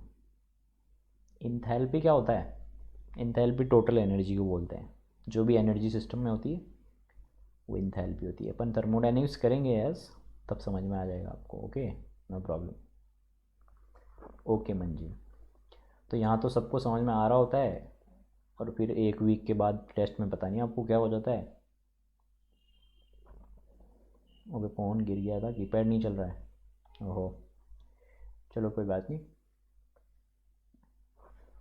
हाँ, तो टेस्ट में क्या हो जाता है मेरे को पता नहीं लगता, बट आई होप कि आप अगले टेस्ट में अच्छा देंगे और अच्छा करेंगे। आगे चलते हैं। प्रोटीन स्ट्रक्चर्स अपन ने ये चीज़ देख ली है, ये मैं नहीं डिस्कस कर रहा हूँ। अब अपन चलते हैं हियरार्की में। ये भी मैं डिस्कस कर चुका हूँ इतनी देर से कि अमीनो एसिड का सीक्वेंस होता है प्राइमरी, सेकेंडरी का होता है local repetitive arrangement of peptide backbone. तो पेप्टाइड की बैकबोन जो है वो रिपीट होती है। साइड ग्रुप्स तो निकल गए बाहर, पर रिपीट क्या होती है? बैकबोन। ये बहुत इंपॉर्टेंट है। ऐसे क्वेश्चन आएंगे कि आप ये भूल जाओगे, तो इसको याद रखना कि सेकेंडरी स्ट्रक्चर में पेप्टाइड की बैकबोन होती है। ओके, टर्चरी स्ट्रक्चर में 3 डायमेंशनल अरेंजमेंट होता है सभी एटम्स का, peptide, backbone and amino acid side chains. तो पेप्टाइड की बैकबोन होती है, अब अमीनो एसिड के साइड चेन भी अब एक दूसरे के साथ इंटरेक्शन करेंगे। ये आर ग्रुप्स जो हैं ये सेकेंडरी में इंटरेक्ट नहीं करेंगे, इससे न्यूमेरिकल नहीं आते हैं मनुष्य। तो मैं कह रहा हूँ सेकेंडरी स्ट्रक्चर्स जो होते हैं उनके अंदर आर ग्रुप्स इंटरेक्ट नहीं करेंगे, बट टर्चरी के अंदर आर ग्रुप्स भी एक दूसरे से इंटरेक्ट करते हैं। ओके, उनकी वैन डर वाल रेडियस वहाँ पे बहुत इंपॉर्टेंट रोल प्ले करती है। अपन देखेंगे, आपने देखा भी होगा जब अपन रामाचंद्रन प्लॉट कर रहे थे कि एक वैन डर वाल रेडियस जो होती है आर ग्रुप की वो कितनी इंपॉर्टेंट होती है। इसीलिए ट्रांसफॉर्म मोर स्टेबल होता है अमीनो एसिड्स में सिस के बजाय, क्योंकि ट्रांस में क्या होती हैं, आर ग्रुप्स दूर दूर रहते हैं। तो दूर रहने की वजह से उनमें इंटरेक्शन नहीं होता, कोई भी स्टेरिक हिंड्रेंस नहीं होता, इस वजह से स्टेबिलिटी मेंटेन रहती है। क्वाटनरी स्ट्रक्चर में आप सबको पता है क्वाटनरी में क्या होता है, टर्चरी जो होते हैं उनकी अलग अलग यूनिट्स मिलके एक क्वाटनरी स्ट्रक्चर बनाते हैं। यस, हिंड्रेंस कम है, यस यस। अब अपन आते हैं सेकेंडरी स्ट्रक्चर्स के ऊपर। तो सेकेंडरी स्ट्रक्चर में alpha helix and beta sheets, beta band and beta loop भी सेकेंडरी स्ट्रक्चर्स के अंदर आते हैं। आपने सुना होगा ये कि 3 टर्म्स होती हैं, मोटिफ, फोल्ड एंड डोमेन। इनको इसी वे में अरेंज करके याद करना है आपको। मोटिफ जो होते हैं वो मोस्टली सेकेंडरी स्ट्रक्चर्स में होते हैं। ओके, फोल्ड जो है एक इंटरमीडिएट स्टेट है, एंड डोमेन जो है ये टर्चरी स्ट्रक्चर्स होते हैं। ये फुली फंक्शनल होते हैं। फंक्शनल एज इन कि वो इंडिविजुअली फंक्शन कर सकते हैं, बट मोटिफ जो होते हैं वो नॉन फंक्शनल होते हैं। सेम चीज़ फोल्ड भी नॉन फंक्शनल होते हैं। तो मोटिफ उससे फोल्ड बनेगा और फोल्ड से डोमेन बनेगा। ये चीज़ आपको याद रखनी है, MFD। ठीक है, कई बार ये आएगा कंसेप्ट, मैं आपको याद कराता रहूँगा। MFD आप सबको याद रखना है, motif, fold, domain. Domain is a functional tertiary structure while motifs are secondary structures. तो secondary structure refers to highly regular, local क्यों बोलते हैं गाइस, अपन देखेंगे इसको, substructures on the actual polypeptide backbone chain. तो ये स्टेटमेंट समझ में आया? ओके, अभी तक कन्फ्यूजन था, अब क्लियर हो गया रक्षा? 3 main types of secondary structures, alpha, beta and loops. The secondary structures are defined and stabilized by the pattern of the hydrogen bonds between the main chain peptide groups. समझ में आया भी ये statement? Only amino acid with hydrogen bond, only amino acid with hydrogen bond. पूछ रहे हो कौन सा अमीनो एसिड होता है विद ओनली हाइड्रोजन बॉन्ड्स, या फिर आप पूछ रहे हो कि क्या उन्हीं को लोकल कहते हैं? ये लोकल अरेंजमेंट आप सेकेंडरी के लिए ही यूज़ करते हो। अपन देखेंगे लोकल क्यों कहते हैं। यस यस यस, लोकल क्यों कहते हैं अपन देखेंगे, तब आपको समझ में आ जाएगा कि ओनली हाइड्रोजन बॉन्ड होते हैं या नहीं होते। ओके, ये स्टेटमेंट समझ में आया सभी को, ये वाला? These secondary structures are defined and stabilized by pattern of hydrogen bonds between the main chain and the peptide groups. yes, तो बैकबोन के अंदर जो हाइड्रोजन बॉन्डिंग होगी, ये सुपर सेकेंडरी स्ट्रक्चर्स जो होते हैं वो टर्चरी स्ट्रक्चर्स का एक पार्ट होते हैं, वो भी अपन डिस्कस करेंगे। ओके, उसकी भी एक स्लाइड है। They have a regular geometry, किसकी? सेकेंडरी स्ट्रक्चर की। रेगुलर क्यों बोल रहे हैं? क्योंकि वो रिपीटेटिव है, रिपीट हो रही है बार एक ही चीज़। Being constrained to specific values on the dihedral angles on the Ramachandran plot. तो कौन बताएगा मेरे को कि लेफ्ट हैंडेड अल्फा हेलिक्स की रामाचंद्रन प्लॉट में कौन से क्वाड्रेंट में आता है? Upper, lower, left, right. Left handed alpha helix Ramachandran plot में कौन से क्वाड्रेंट में आता है? Upper right. शुभजीत कह रहे हैं यहाँ पे। और कोई महानुभाव बहुत इंटेलिजेंट हो शुभजीत के अलावा? Upper left. ओके, तो दो तो बहुत ज़्यादा होशियार लोग हैं। और कोई नॉर्मल आदमी भी है यहाँ पे? Upper right, very good, upper right. एक और किसका भाई? ओके, एक और अपर राइट पे आ गया, वेरी गुड। तो किसको मानूं, अपर राइट को मानूं या लेफ्ट को मानूं? क्वेश्चन ये था लेफ्ट हैंडेड अल्फा हेलिक्स कौन से क्वाड्रेंट में लाई करेगी? अभी जो जीत रहा है वो क्वाड्रेंट है upper right. Upper left, Saran भी अपर लेफ्ट में आ गए। ओके, 2 वोट अपर लेफ्ट को हैं, 3 वोट अपर राइट को हैं, तो कौन जीता? Upper right. Very good, very good, very good. इसीलिए मार्क्स नहीं आते हैं। यस, इसीलिए मार्क्स नहीं आते हैं। लेफ्ट हैंडेड हमेशा राइट में होगा। कौन से राइट में? इसमें। ओके, जिसको सबसे ज़्यादा वोट मिले थे वही। तो लेफ्ट हैंड होगा राइट हैंड में, मतलब राइट अपर में। Left hand, I mean right hand alpha helix जो होगा वो होगा आपके लेफ्ट, लोअर लेफ्ट में, इसमें। तो यहाँ पे होगा आपका right handed alpha helix. Okay, yes, L case में राइट में चला जाएगा और राइट केस में लेफ्ट में आ जाएगा। ध्यान रखना इस चीज़ को। तो इनकी वैल्यूज़ जो होंगी वो माइनस माइनस होंगी या प्लस माइनस होंगी? ध्यान से बताना मेरे को, रिस्पेक्टिवली बताना, psi and pi. Yes Shubhajit, okay, got the concept. तो मेरे को बताओ साई फाई की वैल्यूज़ नेगेटिव नेगेटिव होगी, positive positive, positive negative, negative positive, positive positive. Okay okay, दोनों पॉजिटिव, ठीक है। Both alpha and the beta sheet represent a way of saturating all the hydrogen bond donors and acceptors in a peptide backbone.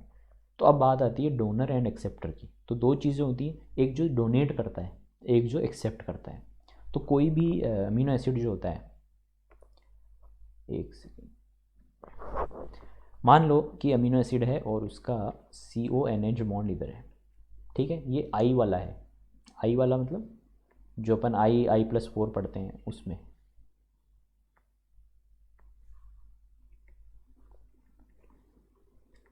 ठीक है, एक amino acid है जो बहुत दूर है, उसका N और H जो है वो यहाँ है, एंड C एंड वो यहाँ है। तो अगर ये फर्स्ट है मेरा, ओके, तो मैं इसको क्या बोलूँगा? I+4। दैट मीन्स इसके बीच में I के बाद में I+1 भी होगा, I+2 भी होगा, I+3 भी होगा। ओके, यहाँ पे तीनों पे पेप्टाइड बॉन्ड्स हैं। बट ये जो CO बॉन्ड है, ये हाइड्रोजन बॉन्डिंग करेगा I+4 के इसके साथ में, अमाइड ग्रुप के साथ में। ओके, इसलिए इस अरेंजमेंट को क्या बोलते हैं? I+4 arrangement, I2I+4 arrangement. Okay, और ये कैरेक्टरिस्टिक फीचर होता है किसका? अल्फा हेलिक्स का। तो मैं अब कहूँगा कि मतलब I2, I+1, I+2, I+3, I+4 and I+5। तो आपने कहा I+4 जो है ये अल्फा हेलिक्स का है, तो आप मेरे को बता सकते हो ये बाकी किस किस के हैं? नहीं बता सकते तो मैं बता देता हूँ कैसे याद रखना है। अल्फ़ा का I+4 होता है, बीटा का i+3 होता है, गामा का होता है i+2, i+1 जो होता है वो डेल्टा का होता है, और i+5 होता है पाई का। सारी हेलिक्स हैं ये, alpha helix, beta helix, gamma helix, delta helix and pi helix. और पांचों के अंदर अलग अलग हाइड्रोजन बॉन्डिंग्स होंगी। एक में i+1 है, i+2 है, i+3, i+4, i+5 है। क्वेश्चन आता है, डेफिनेटली आता है, इसको याद कर लेना कैसे भी करके। मैंने बताई इस ट्रिक से करोगे तो ईजी रहेगा। पाई का रिपीट करूँ, ओके। मैं कह रहा हूँ कि alpha, beta, gamma, delta and pi, ये 5 तरह के हेलिक्स होते हैं जो फाउंड होते हैं। अल्फ़ा हेलिक्स में i2 i+4 अरेंजमेंट होता है, बीटा के अंदर i से i+3 का अरेंजमेंट होता है, गामा के अंदर i से i+2 का अरेंजमेंट होता है, डेल्टा के अंदर i से i+1 का अरेंजमेंट होता है, और पाई में i से i+5 का अरेंजमेंट होता है। सबसे ऊपर आना चाहिए ये, बट मैंने नीचे रखा है। तो ये सीक्वेंस आप याद कर लेना, क्वेश्चंस बहुत ज़्यादा पूछे गए हैं इससे। ओके, कंसेप्ट याद हुआ ये?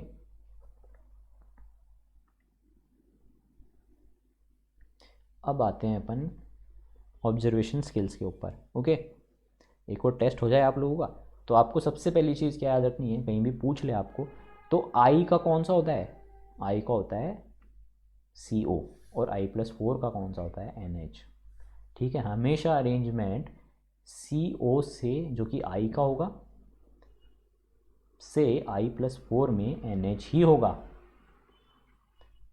ध्यान रखना इसका, ठीक है, इसको याद कर लेना, कई बार क्वेश्चन पूछा गया है। अब अपन आते हैं डोनर और एक्सेप्टर पे। तो डोनर कौन हुआ यहाँ पे? ये हो गया डोनर। एक्सेप्टर कौन हुआ? ये हो गया एक्सेप्टर। अब आपने सुना होगा एक अरेंजमेंट जिसका नाम है 3.613। सुना है कभी ऐसा कुछ गंदा सा नाम? या इसको अपन 413 भी लिख बोलते हैं।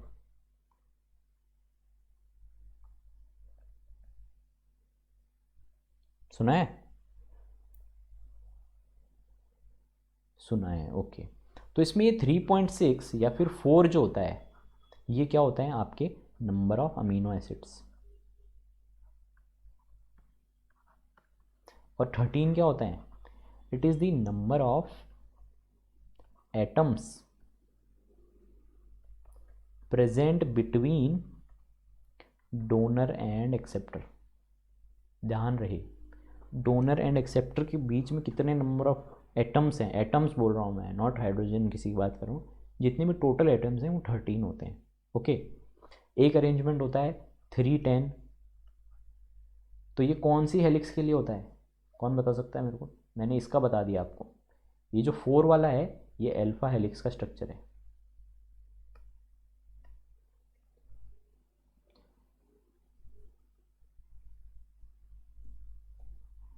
ओके, वो पेज चला गया है। ओके, चलो कोई बात नहीं। तो उसमें 310 अगर मैं बोलूँगा, एक मैंने बोला 413 का, दैट मीन्स ये अल्फा हेलिक्स का है। अल्फा हेलिक्स में क्या था? i+4 अरेंजमेंट था। अब एक मैं कह रहा हूँ कि 310 अरेंजमेंट भी होता है, दैट मीन्स ये कौन से उसका है? अल्फा का है, बीटा, गामा, डेल्टा, किसका है ये? यस, बीटा का है ये। ओके, मंजिल एंड मनोशी ने कहा है बीटा का है ये। तो आपको याद होगा बीटा में i+3 अरेंजमेंट होता है। अब i+3 के बीच में कितने नंबर ऑफ एटम्स होंगे वहाँ पे? कितने नंबर ऑफ एटम्स होंगे i+3 के बीच में? 10 होंगे, क्योंकि यहाँ पे 10 लिखा हुआ है। Yes.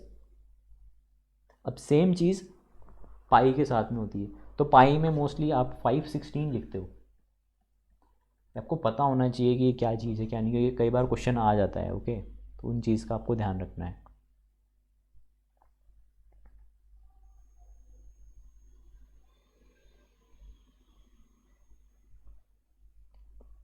Okay, please repeat. Okay,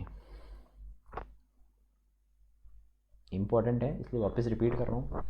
मैंने ये बताया था सबसे पहले कि CO और NH के बीच में बॉन्डिंग होती है, और इसमें नीचे आएगा ये, ठीक है।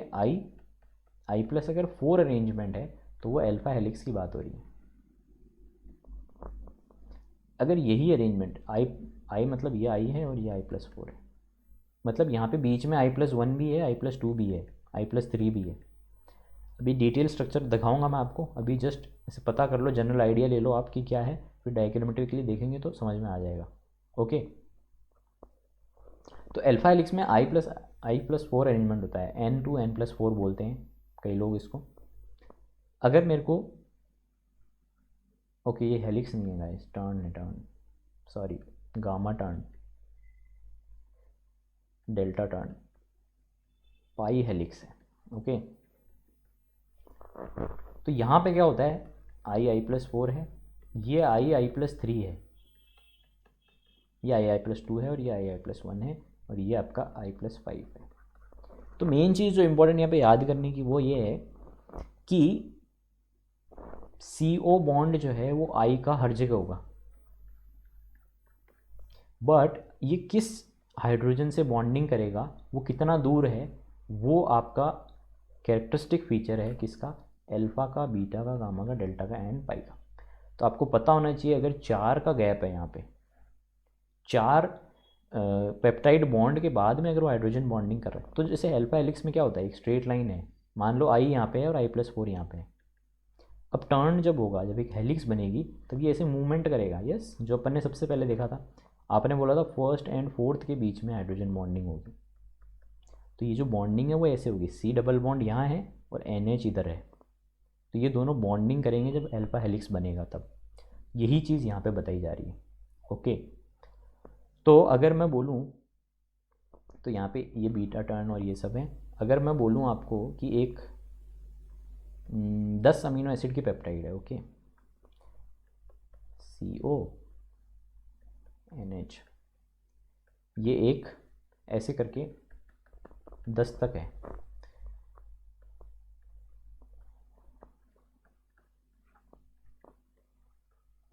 और ये आपका 10 हो गया। तो पहला जो है वो I+4 के साथ करेगा, मतलब I+1 2 3 4 किसके साथ में करेगा, फिर रेड कलर से कर रहा हूँ मैं, ये जो है ये 5वें के साथ में बॉन्डिंग करेगा। ये समझ में आया सभी को, इतना समझ में आया, पहला स्टेप है ये। अगला जो C डबल बॉन्ड होगा वो किसके साथ बॉन्डिंग करेगा, कौन से नंबर के साथ में करेगा, डेफिनेटली 6 के साथ में, 6 के साथ में सरन, 6 के साथ में, क्योंकि इसके बाद भी 4 जोड़ो, 1 2 3 4। सेम चीज़ क्या होगा, थर्ड नंबर का जो होगा वो किसके साथ करेगा, 7 के साथ में। सेम चीज़ C डबल बॉन्ड O चौथे का कहाँ जाएगा, 8 के ऊपर, C डबल बॉन्ड O 9 के ऊपर, C डबल बॉन्ड O 10 के ऊपर। समझ में आया। तो कितने नंबर ऑफ हाइड्रोजन बॉन्डिंग्स हुई टोटल यहाँ पे,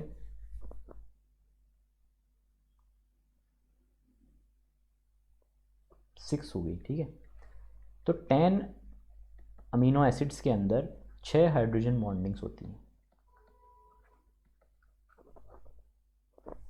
तो अगर 100 अमीनो एसिड्स होंगे तो उनके बीच में कितनी हाइड्रोजन बॉन्डिंग्स होंगी,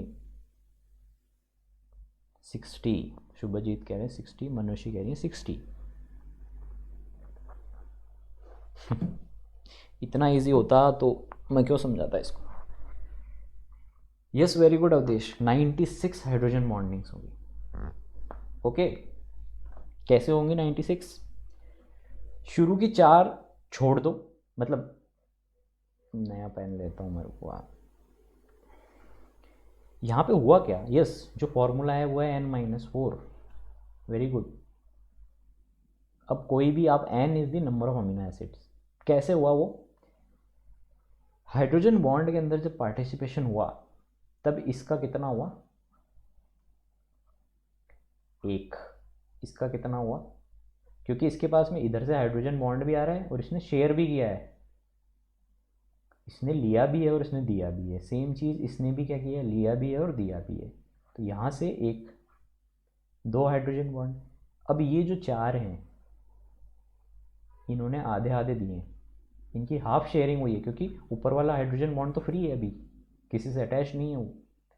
तो हाफ हाफ करूँ तो कितना हो गया ये, 2 ये हो गए, और सेम चीज़ 2 इधर हो गए, 2 तो 4 5 6, total number of hydrogen bond हो गए 6। तो शुरू के 4 और लास्ट के 4 जो होते हैं उनके अंदर आधी आधी पेयरिंग होती है, और बीच के जितने भी हैं उनमें कंप्लीट पेयरिंग होती है। तो 1 से 100 अगर लिखूँ मैं, तो लास्ट के 4 और शुरू के 4 इनमें तो आधी आधी होगी, हाफ इंटू 8, बाकी जो रिमेनिंग है उनके अंदर फुल होगी। तो जब आप कैलकुलेट करोगे तो 96 आएगा आंसर। समझ में आया सभी को? तो ऐसे न्यूमेरिकल आते हैं, तो ध्यान रहे कैसे करना है इस न्यूमेरिकल को। किसने कहा था न्यूमेरिकल हार्ड लगते हैं? उसको समझ आया? अमजद ने कहा था, मनुष्य ने कहा था, ओके। तो अब समझ में आ गया सभी को कि ये क्या चीज़, क्या कहानी हो गई यहाँ पे। ओके, तो सेम चीज़ें यहाँ पे लिखी हुई हैं। अब यहाँ पे आप देख लो प्रोटीन जो है उनके सेकेंडरी स्ट्रक्चर्स लिखे हुए हैं।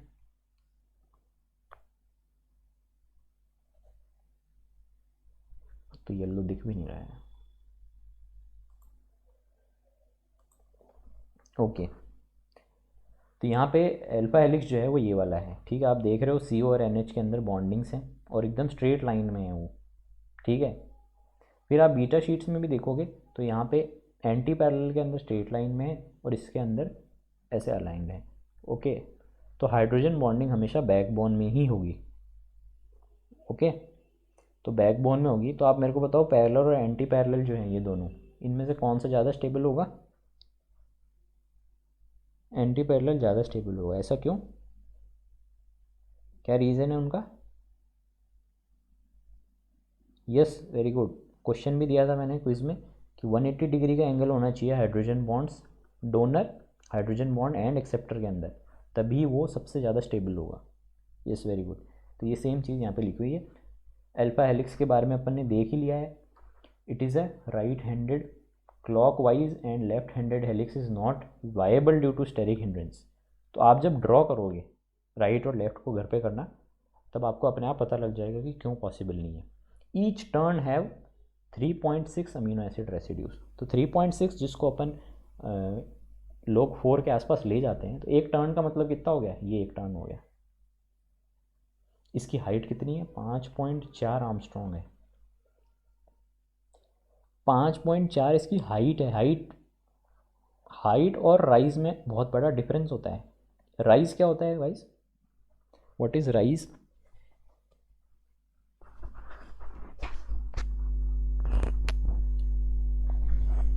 What is rise? उठना, आउट ग्रोथ या एलिवेशन, ठीक है। एलिवेशन जैसे यहाँ पे एक टर्न जो होगा, अगर मैं इसको अनफोल्ड करके एकदम स्ट्रेट लाइन में कर दूं, तो क्या इसकी और इसकी लेंथ बराबर होगी? यस, नहीं होगी ना। वॉइस कम हो गई। अब तो मैंने माइक हाथ में ले लिया है, अब भी कम है। तो जो अल्फा हेलिक्स है और जो आपका, अगर मैं उसको अनफोल्ड करके स्ट्रेट लाइन में रख दूं, तो दोनों के साइज में डिफरेंस होगा या नहीं होगा? होगा। तो ये लंबा होगा ना, वो छोटा होगा। अब ये कह रहे हैं कि एक टर्न के अंदर 3.6 अमीनो एसिड्स होते हैं। एक टर्न के अंदर 3.6 अमीनो एसिड्स होते हैं, और उस टर्न की हाइट कितनी होती है? 5.4 आर्मस्ट्रॉन्ग। तो अब मेरे को बताओ कि राइज पर टर्न या राइज जो होता है एक रेसिड्यू से दूसरे रेसिड्यू, रेसिड्यू मतलब अमीनो एसिड्स में, तो एक अमीनो एसिड से दूसरे अमीनो एसिड की तरफ जाऊंगा मैं, तो मेरे को कितना राइज मिलेगा? राइज पर रेसिड्यू कैसे कैलकुलेट करोगे? कि जो आपकी टोटल लेंथ है divided by number of amino acids, तो कितनी आएगी? 1.3 या 5? जो भी है 1.3 है। ओके, तो 1.3 है मेरा राइज पर टर्न, मतलब दो अमीनो एसिड्स के बीच में जितना राइज हुआ है, जितना एलिवेशन आया है, वो मेरा आएगा 1.3 आर्मस्ट्रॉन्ग।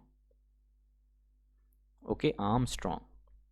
और आप सबको पता होगा कि अल्फा हेलिक्स जो होते हैं वो मोस्टली पोलर साइड को ज़्यादा प्रेफर करते हैं, हाइड्रोफिलिक साइड को ज़्यादा प्रेफर करते हैं, और बीटा शीट्स जो होती हैं वो हाइड्रोफोबिक को ज़्यादा प्रेफर करती है। सही बात है,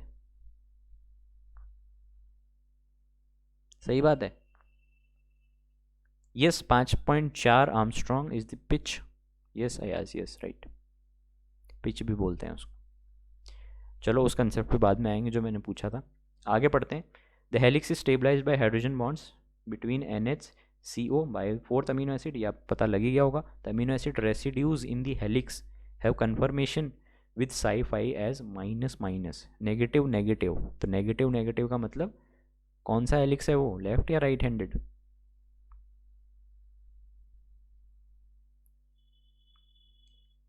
यस गाइस, नेगेटिव नेगेटिव मतलब right handed, that is right. Also, the intramolecular hydrogen bond between residues N+4 in alpha helix tend to lock in rotation around the C alpha N and C alpha N bonds, restricting the psi-phi angles to a relatively narrow range. तो ये अपन discuss करेंगे कल भी एक diagram के साथ में। यहाँ पे डायग्राम, अच्छा ये एक डायग्राम है। ओके, ये बोल रहा है कि जो साई-फाई बॉन्ड्स होते हैं, साई-फाई बॉन्ड में क्या होता है कि जो आपका अल्फा कार्बन है सिर्फ वही फ्री टू मूव होता है।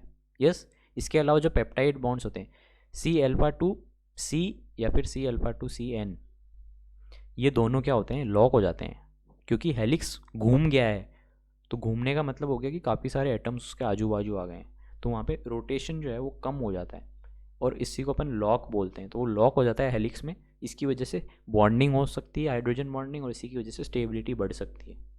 ओके, तो सेम चीज़ यहाँ पे दी हुई है कि ये आपका पार्शियल नेगेटिव है और ये आपका पार्शियल पॉजिटिव है। तो पोलर अपन इसको कह सकते हैं। इसका इलेक्ट्रिक फील्ड में रखोगे तो इसमें रिएक्शन ज़रूर होगा। और 3.6 रेसिड्यूज़ हैं एक टर्न के अंदर, 5.4 इसकी पिच है, 1.3 राइस पर रेसिड्यू है इसका। ये सब आपको दिख रहा होगा। तो आप देख रहे हो कि जो हाइड्रोजन बॉन्डिंग है वो NH एंड CO के बीच में हो रही है। ठीक है, ये चीज़ आप नोटिस कर ही सकते हो। Every main CONH group is hydrogen bonded with a peptide 4 residues away. तो ये समझ में आ गया होगा। This gives a very regular and stable arrangement. The peptide planes are रफली पैरेलल विद द हेलिक्स। ये इंपॉर्टेंट है, ध्यान रखना। The peptide planes, peptide plane मतलब, क्योंकि पेप्टाइड बॉन्ड क्या है, प्लेनर है, याद है आपको? पेप्टाइड बॉन्ड एक प्लेनर बॉन्ड है।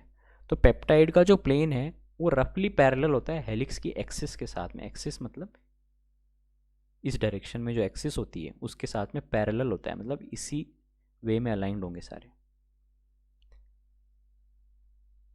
And the dipoles within the helix are also aligned in the same.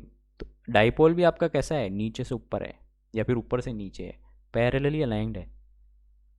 इसीलिए आपको याद रखना, dipole and peptide planes both are parallelly aligned to the helix axis, अगर आपको स्टेटमेंट वाइज क्वेश्चन आ जाए तो जितने भी CO ग्रुप पॉइंट हैं, मतलब जितने भी CO हैं और जितने भी NH हैं, वो एक ही तरफ अलाइन होंगे। देखो आप, यहाँ पे NH नीचे है, यहाँ पे भी NH नीचे है, यहाँ पे भी NH नीचे है, तो इनकी डायरेक्शन सेम है। जबकि CO जो है वो ऊपर है, यहाँ पे देखो CO ऊपर है, यहाँ पे भी CO ऊपर है, इधर भी CO ऊपर है, तो इनकी जो डायरेक्शन है वो एकदम सेम रहती है। Side chain point outward from the helix and are generally oriented towards it amino acid terminal end. तो जिधर भी इसका अमीनो टर्मिनल एंड होगा अमीनो एसिड का, उधर की तरफ ये आउटवर्ड अलाइन कर रहे होंगे। Okay, all the amino acids have negative sci-fi, typically minus minus values. अब अपन ये चीज़ देख चुके हैं, alpha helix, pi helix and 3 to 10 helix, ये सब अपन देख चुके हैं। ये भी अपन ने कवर कर लिया है, इसका क्वेश्चन भी अपन ने देख लिया है। ये आपके डिफरेंट डिफरेंट हेलिक्सेस हैं जो मैंने बताई थी। ओके, वो बीटा टर्न, यस उसको बीटा टर्न भी बोलते हैं और उसको बीटा हेलिक्स भी बोलते हैं। 3.613 नहीं, वो 310 जो मैंने बताया था, बीटा हेलिक्स भी होता है वो, और टर्न के अंदर भी वही होता है। हेलिक्स और टर्न में क्या डिफरेंस होता है? सेम ही तो होती हैं। एक एंगल पे रोटेट करना इज ऑल्सो टर्न, एक एंगल पे रोटेट करना is also helix. Okay okay guys, आज का थोड़ा हैवी टॉपिक था, तो आई होप आप लोग कल इसको रिवाइज ज़रूर करेंगे। यस, समझने के काफ़ी सारे कंसेप्ट थे, और ये पोटेंशियल आज की क्लास जो है इसमें से डेफिनेटली एक क्वेश्चन जून में आएगा, तो ध्यान में रखना, इस क्लास को जितना अच्छे से पढ़ सको उसको पढ़ लेना। आगे इतना नहीं होगा जितना इस क्लास का होगा। Okay guys, then thank you very much, see you guys tomorrow at the same time. कल अपन नया टॉपिक स्टार्ट करेंगे। Okay, good night, take care, bye bye, see you all tomorrow.